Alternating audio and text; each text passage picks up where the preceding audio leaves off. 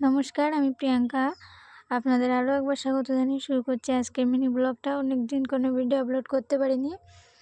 বেড়াতে গিয়েছিলাম, তো ননদের বাড়ি থেকে আসার সময় ভাবলাম একটা ভিডিও শ্যুট করে নিই, যেটা আপনাদের সাথে শেয়ার করতে পারবো। তো এটা হচ্ছে নবদ্বীপ ব্রিজে ওঠার আগে দুদিকে দুটো মূর্তি আছে।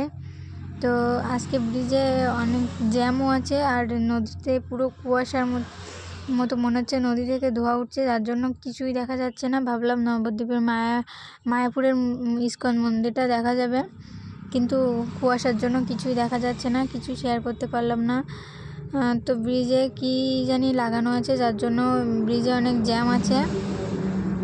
এই যে এটার উপর দিয়ে যেতে হচ্ছে, আর চারিদিকে ব্যারিকেড দেওয়া আছে, ওর জন্য ব্রিজে অনেক জ্যাম আছে। আর নদীর ভিতরে জল অনেক কম আছে। চরে দেখো সবাই চাষ করছে। তো আজকের ভিডিওটি অবধি, ভালো লাগলে অবশ্যই লাইক, কমেন্ট, শেয়ার করে দিও। টাটা সবাই।